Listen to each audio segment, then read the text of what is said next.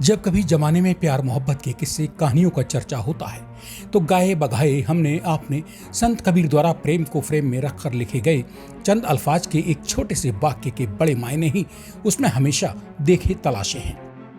पोथी पढ़े पढ़े जग मुआ पंडित भया न कोई, ढाई अखर प्रेम का पढ़े सो पंडित होई। मतलब साफ है कि ग्रंथों को पढ़ लेने से कोई ज्ञानी नहीं हो जाता। ज्ञान तो इंसान को प्रेम से ही उपजता है। सोचिए, ऐसे पवित्र प्यार के रिश्ते को भी अगर कोई पाप मान बैठे तो उस इंसान को क्या नाम दिया जाए। नमस्कार दोस्तों, मैं हूं संजीव चौहान और आप सुन रहे हैं टीवी9 पॉडकास्ट में क्राइम का किस्सा। रूह कपा देने वाला वो सच्चा किस्सा जिसने प्रेम को परिभाषित करते संत कबीर के ऊपर उल्लिखित पाक दामन दोहे पर खून के खुलेआम छींटे उछालने जैसा ही काम किया है। वो किस्सा जिसने न केवल प्यार के दामन पर कीचड़ उछाला वरन एक माँ के हाथों उस बेटी को ही कत्ल करा डाला जिस माँ ने बेटी को अपनी कोख में 9 महीने पाल पोस कर जन्म दिया होगा। बेटी के खून की प्यासी माँ का साथ दिया उसके नाबालिग बेटे यानी लड़की के छोटे भाई ने, महज इस बात से खफा होकर कि लड़की ने मर्जी से अपना जीवन साथी चुनकर उसके साथ प्रेम विवाह कर लिया था। प्रेम विवाह करने की सजा माँ और बेटे ने लड़की को सरेआम उसके घर में घुसकर कत्ल करके दी। उसी प्रेमी और पति की आंखों के सामने रूह कपा देने वाली वो मौत की जिसने भी उस मंजर को देखा उसी की घिघी बन गई। यहाँ तक कि पत्नी को उसकी माँ और भाई के हाथों में खून सने तेजधार हथियारों के बीच फंसा देखकर लड़की का पति भी मौके से जान बचाकर भागने को मजबूर हो गया। दोस्तों, टीवी9 पॉडकास्ट में पेश क्राइम का किस्सा में मैं खून के रिश्तों का कत्ल होने की जिस सनसनीखेज घटना का जिक्र कर रहा हूं वो हिंदुस्तान के राज्य महाराष्ट्र के औरंगाबाद जिले में घटी है। औरंगाबाद जिले के बैजापुर तहसील के लाडगांव में घटी इस घटना की स्क्रिप्ट माँ बेटे ने मराठी फिल्म सैराट में दिखाए गए ऐसे ही एक खूनी दृश्य को देखकर अपने मैले और खूनी इरादों को अंजाम देने के लिए दिमाग में उतारी थी। फिल्म सैराट में हूबहू इसी तरह की ऑनर किलिंग की घटना को दर्शाया गया है। जैसी रोंगटे खड़ी कर देने वाली घटना को अंजाम देने के लिए क्रूरता पर उतरे इन माँ बेटे ने खून के रिश्तों को भी तार तार करने में शर्म नहीं खाई। माँ बेटे ने सरेआम घर में घुसकर जिस अपनी 19 साल की बेटी बहन को कत्ल कर डाला उसका कसूर सिर्फ इतना था कि उसने मनपसंद लड़के से प्रेम विवाह कर लिया था। प्रेम विवाह के बाद लड़की पति के साथ पुणे के अलंदी इलाके में रहने चली गई।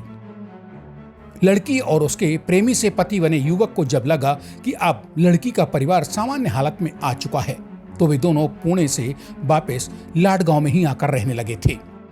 इसकी भनक जैसे ही लड़की की मां को लगी तो वो धारदार हथियारों के साथ अपने नाबालिग बेटे को लेकर उस मकान में जा पहुंची जहां बेटी पति के साथ आकर रहने लगी थी। माँ बेटा ने घर से लड़की को धीरे से बाहर बुला लिया। उस वक्त लड़की का पति घर के अंदर ही दूसरे कमरे में सो रहा था। घर के बाहर लड़की से उसकी माँ और भाई ने अभी कुछ देर बात ही की होगी कि पहले से खूनी प्लान करके पहुंची माँ ने लड़की के दोनों पांव कसकर जकड़ लिए, जबकि हाथ में तलवार लिए लड़की का भाई उसके बदन पर ताबड़तोड़ हमले करने लगा। घर के बाहर चीख पुकार होती सुनकर कमरे में सो रहा लड़की का पति बाहर निकला। उसने खून सने हथियारों के साथ साले और सास की गिरफ्त में लहूलुहान बीवी को देखा तो उसकी चीख निकल गई। वो समझ चुका था कि जब माँ भाई ने बेटी बहन की हत्या कर दी है तो वे भला उसे यानी प्रेमी को भी अब जिंदा क्यों छोड़ेंगे। लिहाजा वो उन खूनी इरादों वाले दरिंदे भाई और माँ से जान बचाने की नीयत से मौके से फरार हो गया। फिलहाल पुलिस ने लड़की की हत्या आरोपी खूनी मां और उसके क्रूर नाबालिग भाई को गिरफ्तार कर लिया है। मां द्वारा बेटे के साथ मिलकर बेटी की हत्या की इस जघन्य वारदात का चर्चा पूरे महाराष्ट्र राज्य के साथ साथ हिंदुस्तान भर में हो रहा है। चर्चा हो रहा है इस बात को लेकर कि ऑनर किलिंग की घटना में शामिल भाई ने बहन के साथ जो किया सो तो किया, बहुत ही बुरा हुआ।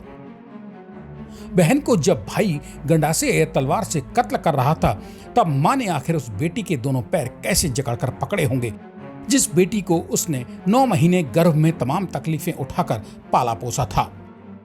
मां तो मां होती है, चाहे कितनी भी बुरी क्यों ना सही। मां तो औलाद का कवच होती है, ना कि हत्यारिन। तो दोस्त कमेंट बॉक्स में बताना ना भूलें टीवी 9 पॉडकास्ट के क्राइम का किस्सा में पेश जराइम की दुनिया में माँ बेटी भाई बहन के रिश्तों को कलंकित करती ये बेबाक बिना किसी मिर्च मसाले की कहानी आपको कैसी लगी। ऐसे ही किसी और किस्से के साथ मेरे यानी अपने दोस्त संजीव चौहान के टीवी 9 पॉडकास्ट में लौट कर आने का कीजिए इंतजार। तब तक के लिए नमस्कार।